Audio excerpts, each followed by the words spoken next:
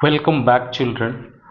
जैसा कि इंट्रोडक्टरी ईट के फर्स्ट लेवल में मैंने बेसिक ट्रांसलेशन फॉर्म को सिखाया कि अगर आपको ईट को समय के साथ यूज करना है तो कहाँ होगा, डे के साथ यूज करना है तो कहाँ होगा, मंथ के केस में कैसे होगा, ईयर के केस में कैसे होगा, कंडीशनल सेंटेंस विथ टाइम के केस में कैसे होगा। तो अभी तक हम लोगों ने ईट को लेवल 1 में पढ़ा और अब लेवल 2 हम लोग ईट के देखेंगे जिसे हम लोग एडवांस्ड रूप बोल सकते हैं।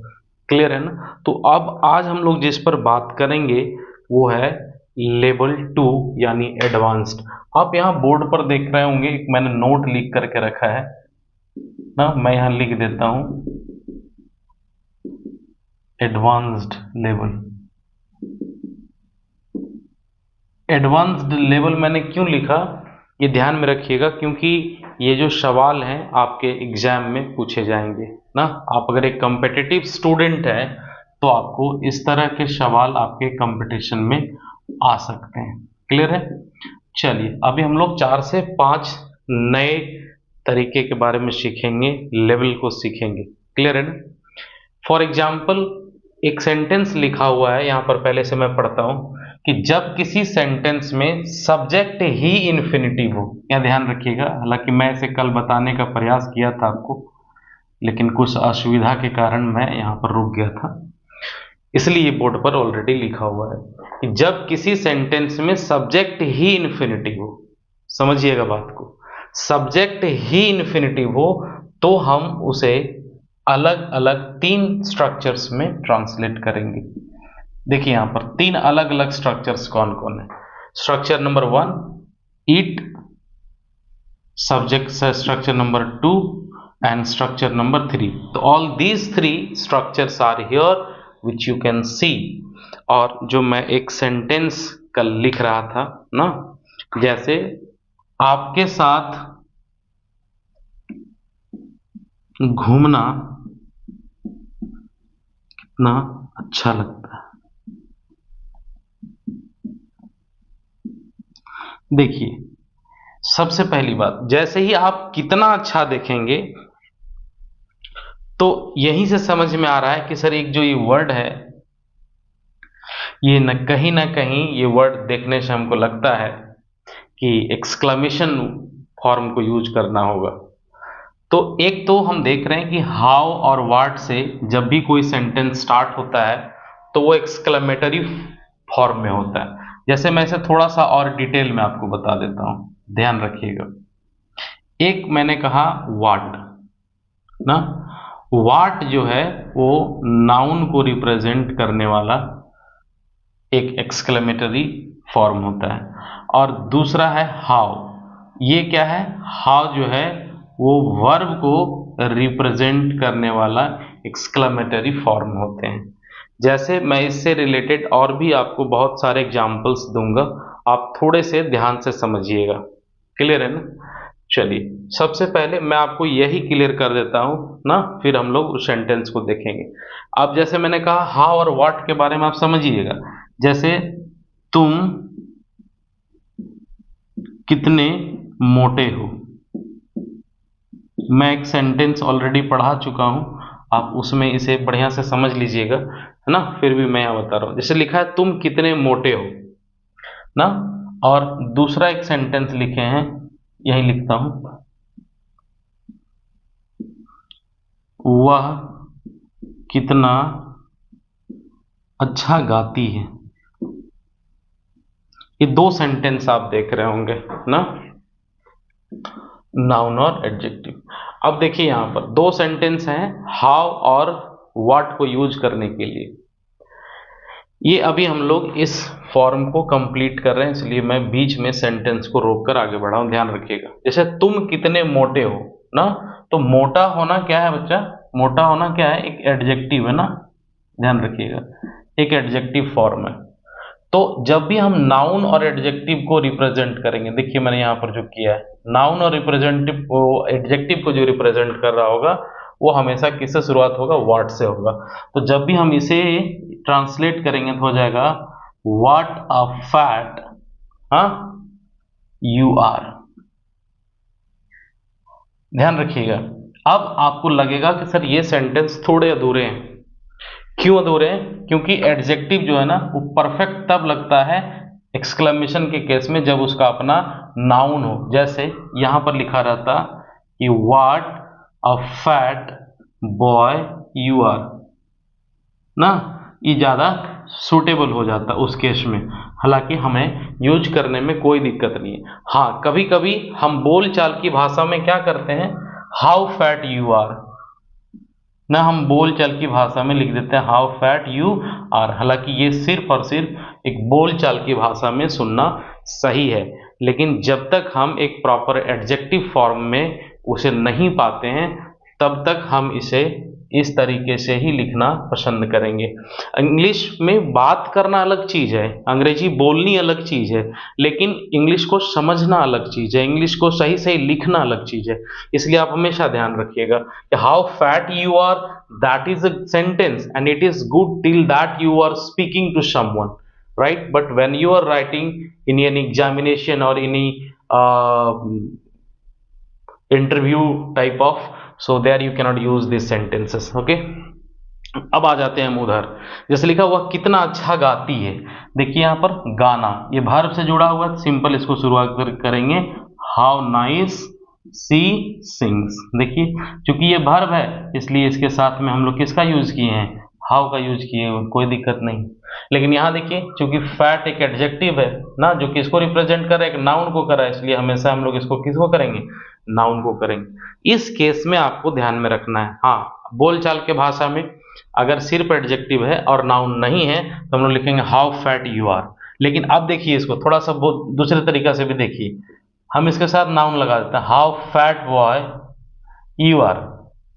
अब आपको यहां स्पष्ट लगेगा कि सर ये सेंटेंस क्या है, गलत है। बोलने में ही समझ में आ जाएगा कि ये सेंटेंस क्या है, गलत है। क्लियर हो गया? तो ये जो है एक्सक्लेमेटरी सेंटेंस में जब हम लोग यूज करेंगे तो इसका थोड़ा सा आपको ध्यान रखना है। क्लियर है? चलिए आगे आते हैं, जिस ये तीनों स्ट्रक्चर को हम लोग यूज कर रहे हैं वहां पर। जो सेंटेंस आपके सामने लिखा हुआ है उस सेंटेंस को हम लोग क्लियर कर लेते हैं, एक बार थोड़ा समझिएगा। बीच में अगर छोटी छोटी कोई भी चीज डाउट होंगे तो मैं आपको बताता रहूंगा ताकि आप परेशानी में नहीं फंसे। अब एक सेंटेंस लिखा है कि आपके साथ घूमना कितना अच्छा लगता है। कई बार हम लोग इस तरह के सेंटेंसेस यूज करते हैं, हम लोग बोलते हैं अपने डे टू डे लाइफ में। तो आपको ध्यान में रखना होगा इस तरह के सेंटेंसेस के बारे में कि सर ये सेंटेंस जब भी हम लोग यूज करेंगे तो उसको कैसे यूज करेंगे। फॉर एग्जाम्पल पहले स्ट्रक्चर को फॉलो करते हैं, इट, शुरुआत करिए इट, इसके बाद हेल्पिंग वर्ब है तो हेल्पिंग वर्ब आप अपने अनुसार से लगा लेंगे ना। इट इज, अब लिखा है अच्छा तो अच्छा को हम लोग लिखेंगे नाइस। यहां देखिए इसको फॉलो करिएगा, एडजेक्टिव ना, इट इज नाइस। अब उसके साथ आपको इन्फिनेटिव फॉलो करना है, एडजेक्टिव और नाउन में से हम लोग यूज कर लिए। अब इसका इन्फिनेटिव, तो इन्फिनेटिव का मतलब क्या होता है आप लोग जानते होंगे, इन्फिनेटिव का मतलब होता है टू प्लस वर्ब वन। तो यहां पर वर्ब कौन है, देखिए वर्ब कौन है, घूमना, इट इज नाइस टू। अब देखिए घूमना एक जनरल वर्ड है ना, तो हम लोग अलग अलग तरीके से घूमना को लोग विजिट नहीं लिख देना है, अभी हम लोग यहाँ सिंपल वॉक लिखेंगे। It is nice to walk आपके साथ, विथ यू, अदर वर्ड में हो गया विथ यू, कोई दिक्कत नहीं है, आसानी से बन गया। अब हम इसको दूसरे स्ट्रक्चर में फॉलो करते हैं, आपके साथ घूमना कितना अच्छा लगता है, तो हाउ नाइस, स्ट्रक्चर फॉलो करिए, हाउ नाइस। अब सेंटेंस में देखिए यहां पर एक आपको हेल्पिंग वर्ब मिल रहा है ना, ये सेंटेंस को समझने के लिए ही आपके लिए काफी है। हालांकि यहां पर हेल्पिंग वर्ब नहीं होने चाहिए थे। How nice to walk with you ना, एक्सक्लेमेशन सिंबल है, दूसरे तरीके से बन गया। तीसरा स्ट्रक्चर है, अब फिर हम लोग इसको बना रहे हैं ईट के फॉर्म में, इट इज नाइस। अब यहां पर जेरेंड आ गया है, तो जेरेंड का मतलब होता है वर्ब प्लस आईएनजी। हालांकि इसका एक डेफिनेशन नहीं है, वो बहुत लंबे तरीके से मैं इसे बताऊंगा, बहुत डिटेल में मैं बताऊंगा, फिलहाल समझने के लिए आपको लिख दिया इट इज नाइस। अब वॉक का हो गया वॉकिंग विथ यू ना। तो जनरली हम जो सेंटेंसेस बनाएंगे कुछ ऐसे बनाएंगे, और इसमें से कोई भी फॉर्म आपसे पूछा जा सकता है, ये और तीनों ही सही है, ध्यान रखिएगा ये तीनों सही है। बस आपको एक चीज इसमें जो बहुत ज्यादातर ध्यान देना है, वो ध्यान देना है सेंटेंस नंबर 2 में ना। सेंटेंस नंबर 2 में क्या ध्यान देना है कि यहाँ यूज जो है वो किसका कर रहा है, हाउ का या व्हाट का, और किस फॉर्म में वो यूज किया जा रहा है। क्लियर है?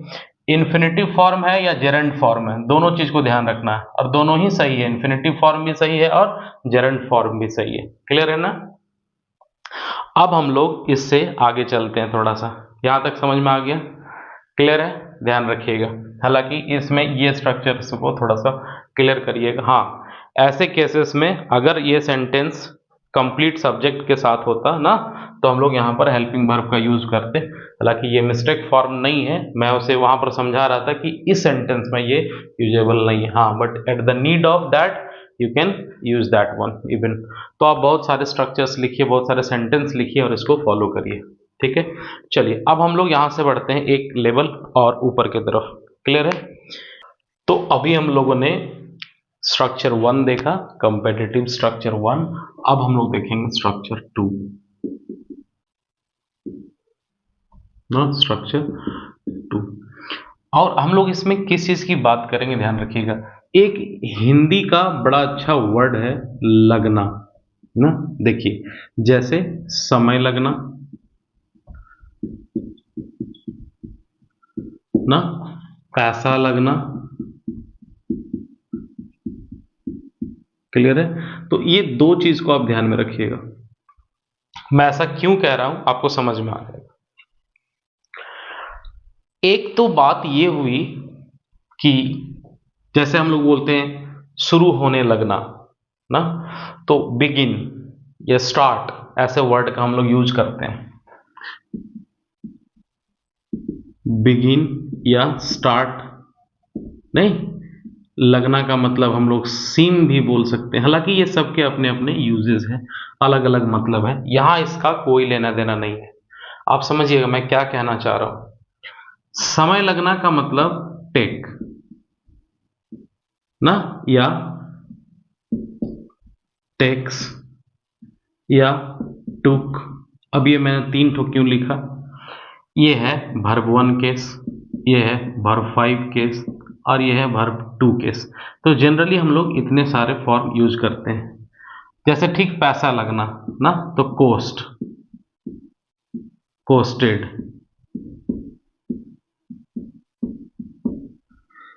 ये सेम केस में है, वर्ब 1, वर्ब 5, वर्ब 2। मैं ऐसा क्यों किया अभी आपको समझ में आ जाएगा। और चूंकि जनरली हम लोग अभी ईट के बारे में पढ़ रहे हैं, तो कई बार मैंने देखा है कि बच्चों को एग्जाम में ऐसे क्वेश्चंस पूछते हैं और वो वहां पर गलतियां हो ही जाती है ना, समझ जाइएगा आप लोग। फॉर एग्जाम्पल स्ट्रक्चर्स मैं ले चलूंगा ना, स्ट्रक्चर्स पहले मैं क्लियर कर देता हूं।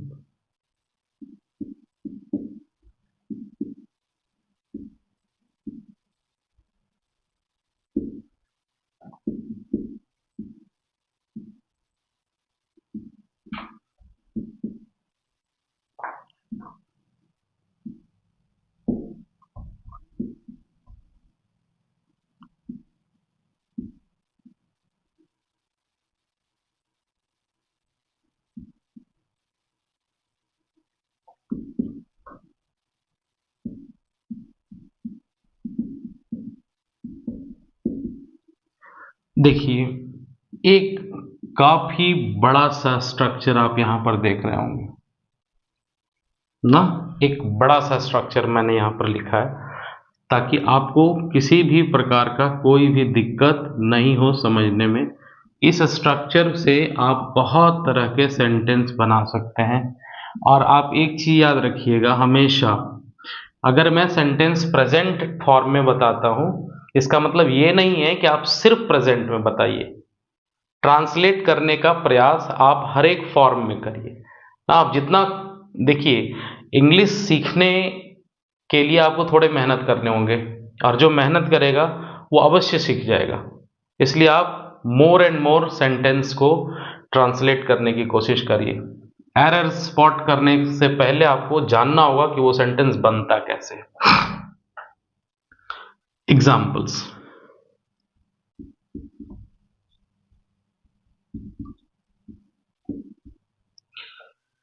मुझे बाजार जाने में 10 मिनट लगा। एक सेंटेंस मैंने जो लिखा उसको ध्यान समझिएगा, एक सेंटेंस हम लिखे। तो देखिए बात किसकी हुई है यहां पर, समय की। बहुत अच्छे समझिएगा, बारीकी से समझिएगा। बात हुई है यहां समय की, और समय जब बात हो तो यहां पर 3 फॉर्म है ना, ये और ये। अब हम इस समय के साथ साथ एक चीज और बताएं आप लोगों को कि टेक का मतलब होता है V1, जो प्लूरल ना, जो प्लूरल सब्जेक्ट के साथ आएगा ना, ध्यान रखिएगा। टेक के केस में भी और कोस्ट के केस में भी।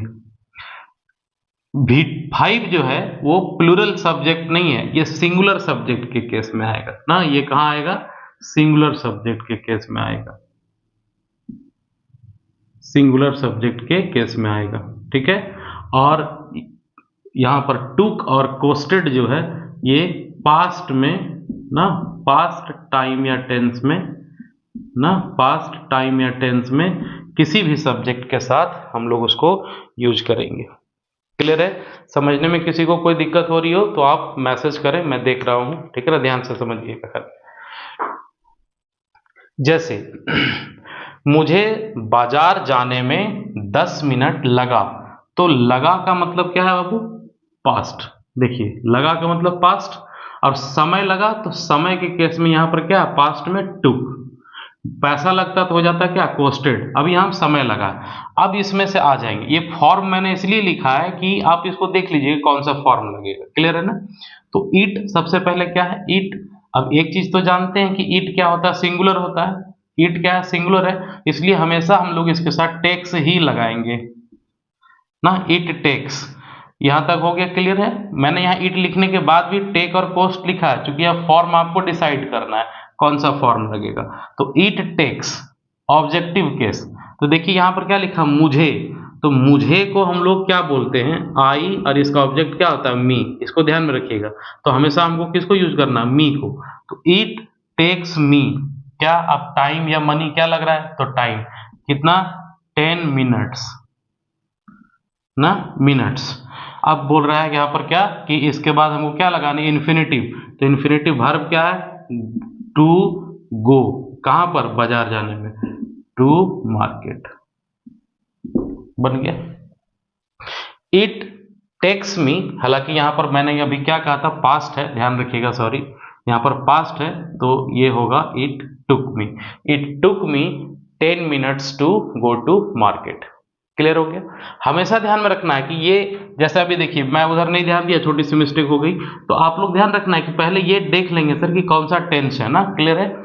जैसे यहां पर रहता कि उसे यह बैग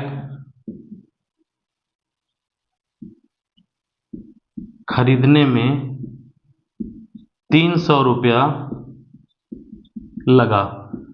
बनाइए। तो अच्छा, इसका मैं एक चीज और आपको बता देता हूं थोड़े से, ताकि आप कहीं किन्हीं और वीडियोस को देखकर कंफ्यूज ना हो ना। ध्यान रखिएगा, कई बार ऐसा होता है कि सर नहीं सर, मैं कहीं देखा था फलां व्यक्ति ऐसे भी बता रहा था ना। इसके एक और फॉर्म को आप यूज कर सकते हैं, मैं थोड़ा सा बता देता हूं।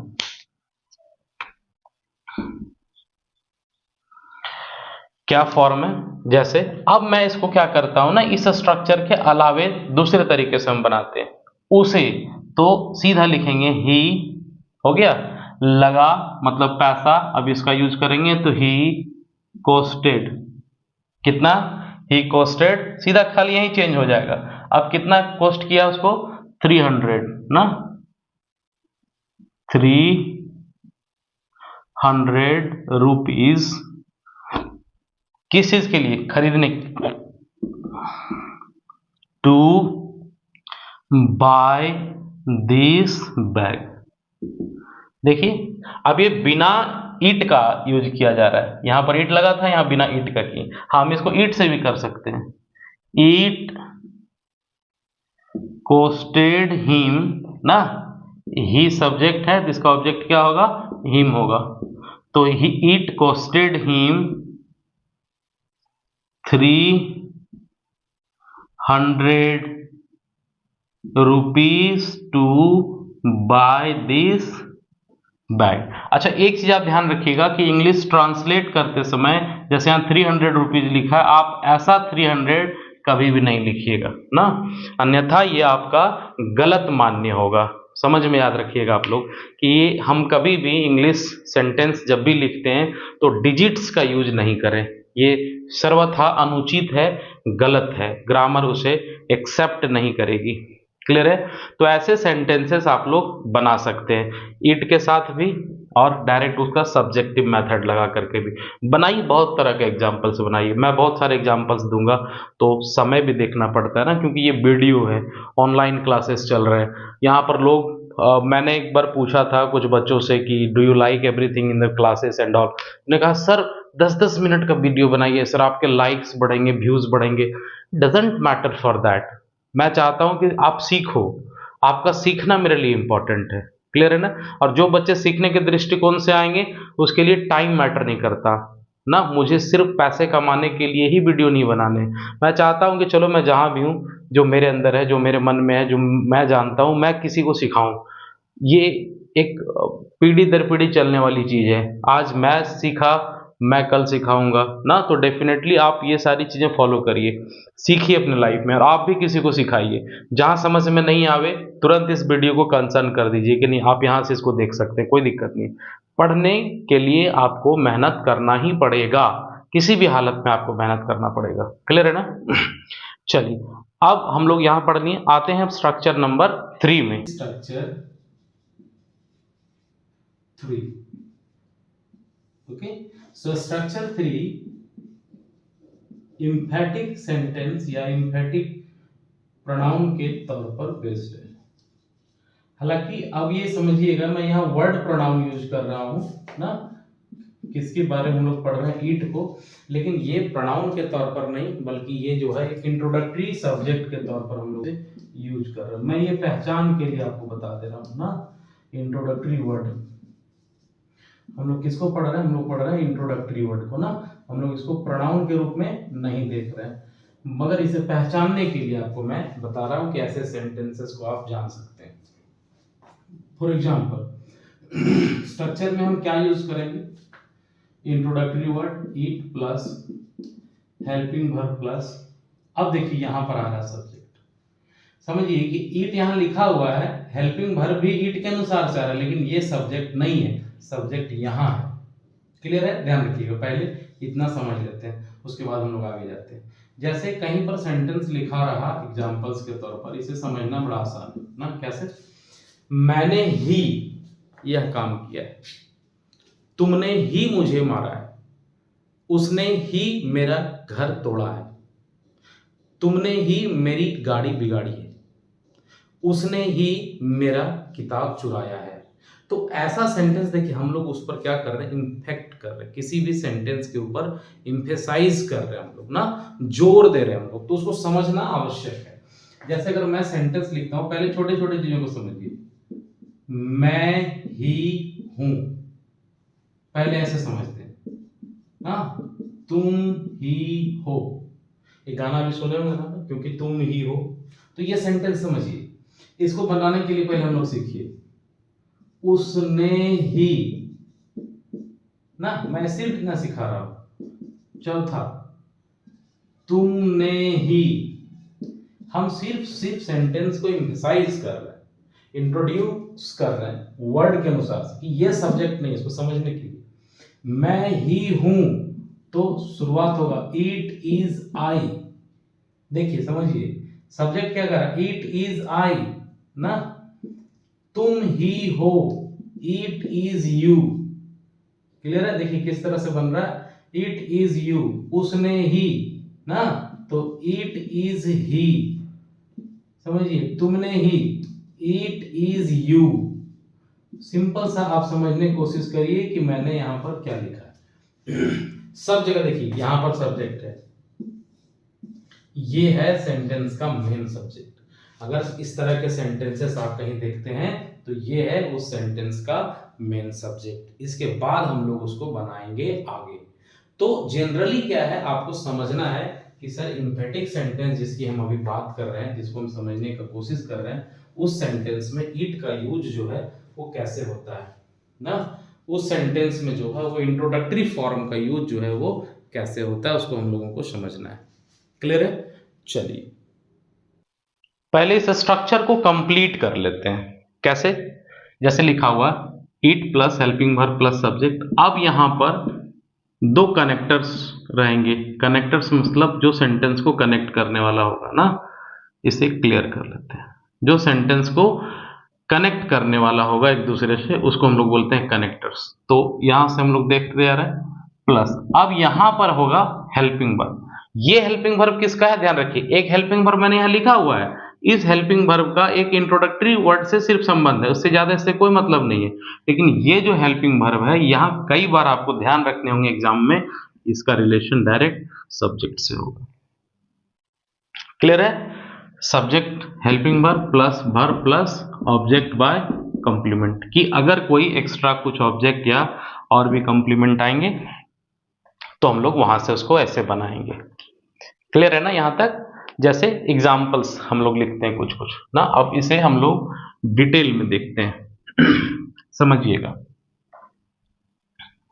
अब इसे हम लोग सेंटेंस को बनाने का कोशिश करेंगे, थोड़ा बड़ा बड़ा सेंटेंस हम लोग लिखते हैं ताकि आपको समझना आसान हो जाएगा। क्लियर है? जैसे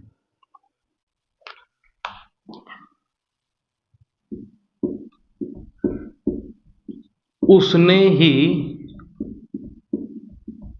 तुम्हारी मदद की थी, एक सेंटेंस में यहां पर लिखा हूं। हालांकि इसको जानने के लिए, ट्रांसलेट करने के लिए आपको सेंटेंस बनाने आना चाहिए, और नहीं तो आप बहुत तरह की गड़बड़ी आपसे हो जाएगी। पर ये उनके लिए है जो बेसिक्स को समझते हैं, जो एडवांस पढ़ रहे हो। मैंने पहले ही कहा था कि ये एडवांस फॉर्म है इट का ना, ध्यान रखिएगा।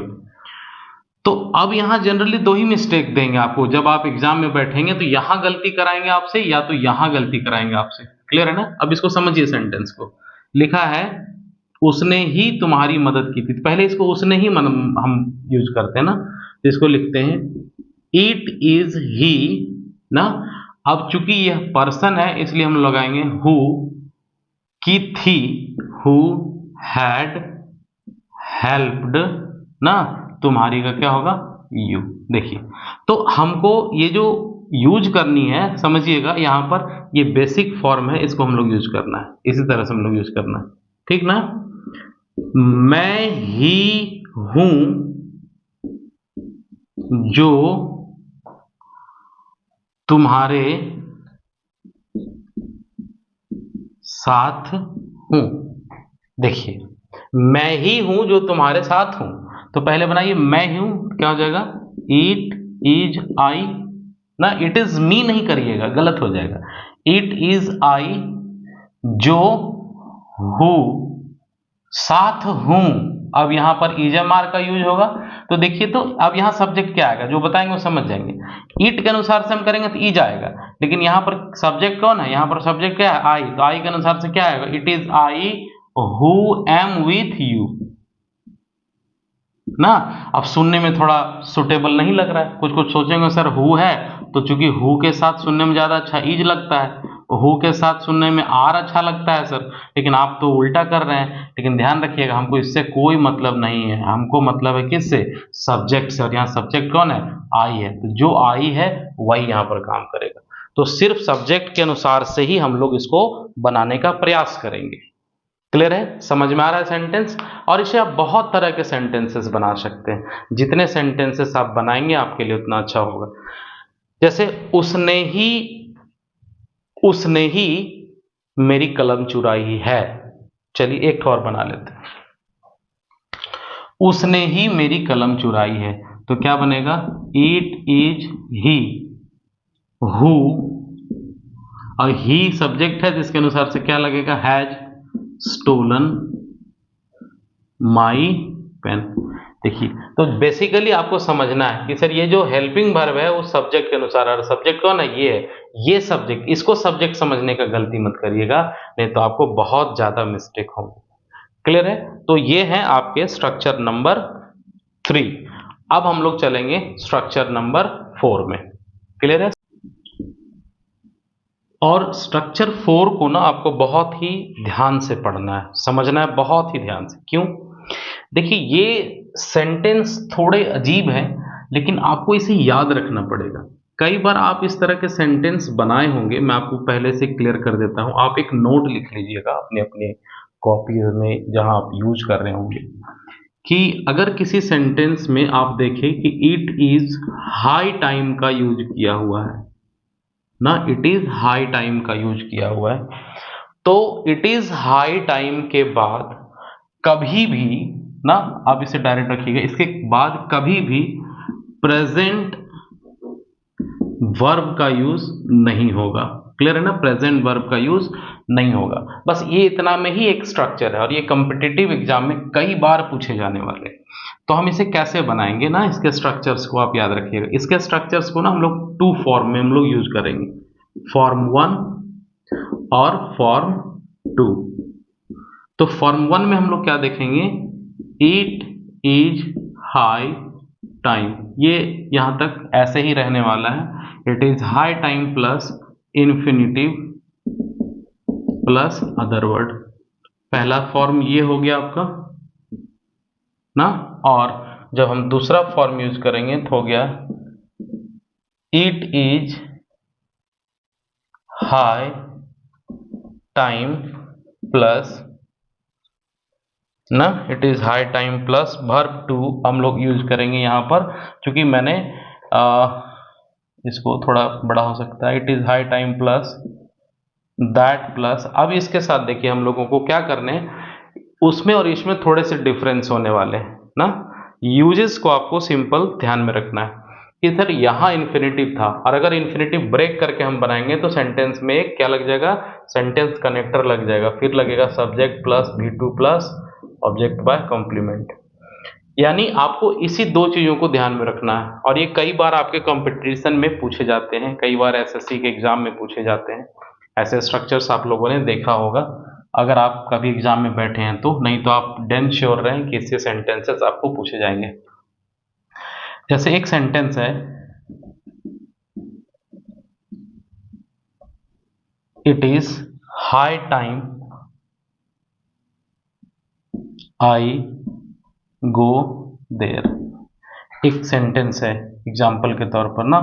तो आप इसे बनाइए कि ये सेंटेंस सर सही है या गलत है ना। देखिए,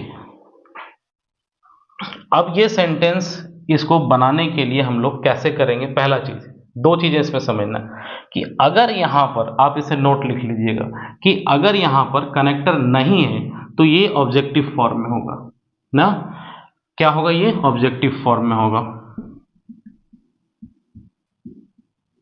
ऑब्जेक्टिव फॉर्म किसको बोलते हैं? मैंने अभी अभी कहा है, जैसे आई है तो आई के बदले क्या होगा? वो मी होगा। वी है तो वी के बदले क्या होगा? अस होगा ना। ही है तो ही के बदले क्या होगा? हिम होगा।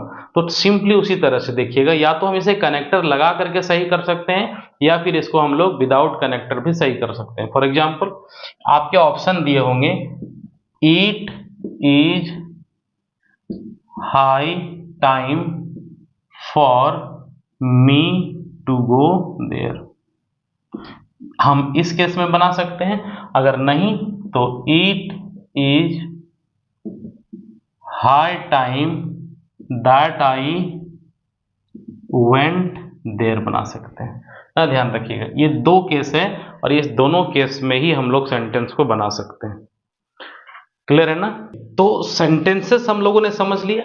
क्लियर है? अब इसको समझिए कि सर ये सेंटेंस में कहना क्या चाह रहा है। ठीक है, ग्रामेटिकली समझना आवश्यक है। मैं ऐसे, चूंकि हम लोग क्या करेंगे, हम लोग सेंटेंस को पहले ट्रांसलेट करेंगे, समझेंगे, बहुत सारे एग्जाम्पल्स बनाएंगे, और बहुत सारे एग्जाम्पल्स बन जा रहे हैं, इट मीन्स कि हम उस सेंटेंस को एक्सेप्ट कर चुके हैं, अब वो हमसे गलती नहीं होगी। जैसे यहाँ कह रहे हैं सेंटेंस में कि it is high time I go there, ये तो रॉन्ग फॉर्म है ना, ध्यान रखिएगा, ये सेंटेंस का क्या है बाबू, गलत फॉर्म है, रॉन्ग फॉर्म है, तो हम लोग यहाँ इसको क्रॉस कर देते हैं। इट इज हाई टाइम ना, it is high time for me to go there, हाँ ध्यान रखिएगा, वहां गो छूट गया था। तो इसका मतलब ये है, कह रहा है कि अब समय हो गया है या अब समय हो चुका है कि हम लोग वहां जाएं, ना ध्यान रखिएगा। इस सेंटेंस को हम अगर ट्रांसलेट करेंगे तो कुछ ऐसे लिखेंगे कि अब समय हो गया है कि हम मुझे वहां जाना चाहिए, कि मैं वहां जाऊं। एक सेंटेंस को आप जितने तरीके से बनाएंगे, सेंटेंस को आप ना मैक्सिमम तरीके से बनाइए। मैं इसके कुछ कुछ हिंदी से एग्जाम्पल करा देता हूं, जैसे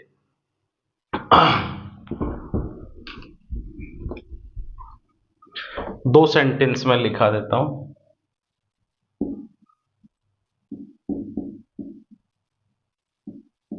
अब समय हो गया है कि हम लोग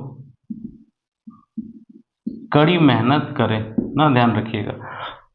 एक ये लिख देता हूं और एक लिख देते हैं कुछ इससे मिलता जुलता, ताकि आप लोग को समय हो गया है कि मैं आपको जवाब दूं, ना कुछ ऐसे सेंटेंसेस है, उसको समझिए। लिखा है कि अब समय हो गया है कि हम लोग कड़ी मेहनत करें, या अब हम लोगों का समय आ गया है, अब हम लोग को कड़ी मेहनत करनी चाहिए, ठीक है ना। सेंटेंस को समझिए, उसके सेंस को समझिए। ट्रांसलेट करने के लिए हमें किसी भी सेंटेंस के सेंस को समझना चाहिए। तो ये कहना चाह रहा है कि अब समय हो गया है, हम लोगों को कड़ी मेहनत करनी चाहिए, और समय हो गया है कि मैं आपको जवाब दूं, आप जो कर रहे हो मैं उसकी जवाब दूं। तो इन दोनों को आपको इसी फॉर्म से बनाने हैं। चलिए मैं शॉर्ट करता हूं, क्योंकि हम लोगों को टाइम भी यूज करना, अब समय हो गया है, तो इसके लिए हम लोग बनाएंगे इट इज टाइम या इट इज हाई टाइम, ना। ये दोनों सेंटेंसेस को समझिएगा। टाइम और हाई टाइम लिखने में कोई अंतर है क्या? कोई अंतर नहीं है, ना ध्यान रखिएगा। जब एकदम अति होने लगे तो हम हाई टाइम लिखते हैं, नहीं तो हम टाइम भी लिखते हैं। इट इज टाइम या इट इज हाई टाइम, ना। अब दोनों चीज चलेगी हम लोगों के लिए, इट इज हाई टाइम, ना। अब इसको मेहनत करने के लिए क्या करेंगे, it is high time for us, ना, टू टेक टू हील। देखिए ये एक फ्रेज फॉर्म में मैं इसको यूज कर रहा हूँ, आप समझ जाइएगा, आपको दिक्कत नहीं होनी चाहिए ना। कड़ी मेहनत करने को हम लोग बोलते हैं टेक टू हील, भी हम लोग बोलते हैं टेक टू द हील। ये सिंपल फॉर्म है, ये फ्रेजल फॉर्म है। टेक टू द हील का मतलब होता है कड़ी मेहनत करना। इसको अगर हम पास्ट में बनाते हैं तो ये कुछ ऐसा बनेगा, it is high time that we took to the hill. देखिए ये सेंटेंस बन गया, पहला सेंटेंस। हमें इसे सिर्फ ना फॉलो करना है, या तो इस फ्रेम में या तो इस फ्रेम में, हमको इसको फॉलो करना है। क्लियर हो गया? अब मैं सेंटेंस को, सेंटेंस नंबर 2 को बना रहा हूं, तो सेंटेंस नंबर 2 को देखिए, सिर्फ स्ट्रक्चर्स को फॉलो करिए। स्ट्रक्चर्स क्या कह रहे हैं उसको फॉलो करिए। लिख रहा है it is high time, it is high time, ना। मैं उसी को फॉलो कर रहा हूं, देखते जाइए यहां से यहां तक, it is high time that. अब क्या रहा है, मैं आपको जवाब दूं। सब्जेक्ट क्या हो गया, आई। जवाब देना का क्या हो जाएगा, देखो तो वहां पर जवाब देना को इंग्लिश में हम लोग क्या बोलेंगे, रिप्लाई करना या आंसर करना। तो लिखेंगे आई आंसर्ड, या रिप्लाई करिए, ज्यादा अच्छा वर्ड है, दैट आई रिप्लाइड यू। देखिए सेंटेंस हो गया। हमें सिर्फ सेंटेंस को फॉलो करने ना। अगर यहां पर जवाब देने की जगह में होता कि आपके प्रश्नों का जवाब दूं, तो हो जाता आई आंसर्ड योर क्वेश्चंस, ना। सिर्फ वर्ड को आपको सीखना है कि सर वर्ड हमको कैसे यूज करने हैं। इस फ्रेम में बनाए, इसको आप इस फ्रेम में भी बना सकते हैं। क्लियर है? तो हो जाता है it is high time for me to reply you या to answer your questions. Clear है? आप इसे फॉलो करिए, आप इसे बनाइए, ज़्यादा से ज़्यादा स्ट्रक्चर बनाइए। जितने ज़्यादा स्ट्रक्चर्स आप बनाएंगे आपको उतना ज़्यादा समझ में आएगा। तो ये थे इम्पॉर्टेंट स्ट्रक्चर्स जो हम लोगों ने एडवांस्ड यूजेस ऑफ इट में अभी अभी खत्म किया है। आप ज़्यादा से ज़्यादा एग्जाम्पल बनाइए, बुक्स फॉलो करिए, कॉम्पिटिटिव ग्रामर्स को देखिए। जहाँ कहीं भी आपको इट से रिलेटेड कोई भी समस्याएं आती हो तुरंत मुझे क्वेश्चंस टैग करें, मैं उसका सॉल्यूशन बताऊंगा और उसे सॉल्व करने के हजारों तरीके बताऊंगा। क्लियर है? आज के बाद आपको इट से रिलेटेड किसी भी प्रकार की समस्याएं नहीं होगी, इस बात के लिए मैं आपको आश्वस्त करता हूं। साथ ही मैं आपसे उम्मीद करता हूं कि आप मेरे वीडियोस को एंजॉय कर रहे होंगे और अपने दोस्तों के साथ इसे शेयर भी कर रहे होंगे। Please like, share and subscribe and also ask your friend to please share and subscribe my YouTube channel. Thank you children. I'll meet you again in the next video. Thank you. Thanks a lot to all of you. So now structure 4. तो ये थे important structures जो हम लोगों ने advanced uses of it में। और structure 4 को ना आपको बहुत ही ध्यान से पढ़ना है, समझना। ज़्यादा से ज़्यादा एग्जाम्पल बनाइए, देखिए फॉलो करिए, सेंटेंस थोड़े अजीब है देखिए, लेकिन जहाँ कहीं भी याद रखना से रिलेटेड कोई भी बार आप इस तरह के सेंटेंस बनाए होंगे, तुरंत मैं मुझे पहले से क्लियर कर देता हूँ। आप एक मैं उसका सॉल्यूशन बताऊंगा और उसे सॉल्व करने के हजारों तरीके बताऊंगा कि अगर किसी सेंटेंस में आप देखें कि इट से रिलेटेड किसी भी प्रकार की समस्याएं नहीं होगी, इस बात के लिए मैं आपको आश्वस्त करता हूं। साथ ही तो इट इज हाई टाइम के वीडियोस को एंजॉय कर रहे होंगे और अपने दोस्तों के साथ इसके बाद कभी भी present like share and subscribe नहीं होगा। क्लियर है ना? प्रेजेंट वर्ब का यूज नहीं होगा। बस ये इतना में ही एक स्ट्रक्चर है और ये कॉम्पिटिटिव एग्जाम में कई बार शेयर एंड सब्सक्राइब। तो हम इसे कैसे बनाएंगे ना, इसके स्ट्रक्चर्स को आप याद रखिए। इसके स्ट्रक्चर्स को ना हम लोग टू फॉर्म में हम लोग यूज करेंगे, फॉर्म 1 लॉट और फॉर्म क्लियर 2। तो फॉर्म 1 में हम लोग क्या देखेंगे? It is high time. तो ये थे इम्पोर्टेंट ऐसे ही रहने वाला है जो high time plus advanced uses of it में प्लस अभी अदर वर्ड खत्म किया। पहला फॉर्म ये हो गया आपका। आप ज्यादा से ज्यादा एग्जांपल बनाइए और जब हम दूसरा फॉर्म यूज करेंगे कॉम्पिटिटिव ग्रामर्स को देखिए। जहां कहीं भी आपको इट से रिलेटेड कोई भी समस्याएं आती हो तुरंत मुझे क्वेश्चंस टैग करें, प्लस मैं उसका सॉल्यूशन बताऊंगा और उसे सॉल्व करने के हजारों तरीके बताऊंगा। हम लोग यूज करेंगे यहाँ पर, क्योंकि मैंने के बाद आपको इट से रिलेटेड किसी भी प्रकार की समस्याएं नहीं होगी, इस बात के लिए मैं आपको आश्वस्त। अब इसके साथ देखिए हम लोगों को क्या करना है, मैं आपसे उम्मीद करता हूं उसमें और इसमें थोड़े से डिफरेंस होने वाले, एंजॉय कर रहे होंगे। यूजेस को आपको सिंपल ध्यान में रखना है कि सर यहाँ इन्फिनिटी था और अगर इन्फिनिटी ब्रेक करके हम बनाएंगे तो सेंटेंस में क्या लग जाएगा? सेंटेंस कनेक्टर लग जाएगा, फिर लगेगा subject plus V2 plus same object by complement. They should also like, यानी आपको इसी दो चीजों को ध्यान में रखना है और ये कई बार आपके कंपटीशन में पूछे जाते हैं, कई बार एसएससी के एग्जाम में पूछे जाते हैं। ऐसे स्ट्रक्चर्स आप लोगों ने देखा होगा अगर आप कभी एग्जाम में बैठे हैं तो, नहीं तो आप डेन श्योर रहें कि इससे सेंटेंसेस आपको पूछे जाएंगे। जैसे एक सेंटेंस है, चलिए तो ये थे इंपॉर्टेंट स्ट्रक्चर्स जो हम लोगों ने it is advanced uses of it में अभी अभी खत्म किया है। आप ज्यादा से ज्यादा एग्जाम्पल बनाइए, एक सेंटेंस है, बुक्स फॉलो करिए के तौर पर, कॉम्पिटिटिव ग्रामर से बनाइए। जहां कहीं भी आपको सही से रिलेटेड कोई भी समस्याएं ना आती हो तुरंत मुझे क्वेश्चंस टैग करें, मैं उसका सॉल्यूशन बताऊंगा और उसे सॉल्व करने के इसको बनाने के लिए हम लोग कैसे करेंगे। पहला चीज, दो चीजें के बाद आपको इट से रिलेटेड किसी भी प्रकार की समस्याएं नहीं होगी, अगर यहाँ पर कनेक्टर नहीं है तो ये ऑब्जेक्टिव। साथ ही मैं आपसे उम्मीद करता हूँ क्या होगा, ये ऑब्जेक्टिव फॉर्म में एंजॉय कर रहे होंगे और अपने दोस्तों के साथ इसे शेयर भी कर रहे हो। ऑब्जेक्टिव फॉर्म प्लीज को बोलते हैं, मैंने अभी कहा है, शेयर आई है, सब्सक्राइब के बदले क्या होगा, यूट्यूब चैनल मी होगा, एंड वी है तो वी के बदले क्या होगा, अस होगा, सेम ना, ही है तो ही के बदले क्या होगा, लाइम होगा। तो सिंपली उसी तरह से देखिएगा, या तो इसे कनेक्टर लगा करके सही कर सकते हैं, या फिर इसको हम लोग विदाउट कनेक्टर भी सही कर सकते हैं। फॉर एग्जांपल आपके ऑप्शन दिए होंगे फॉर यू, इट इज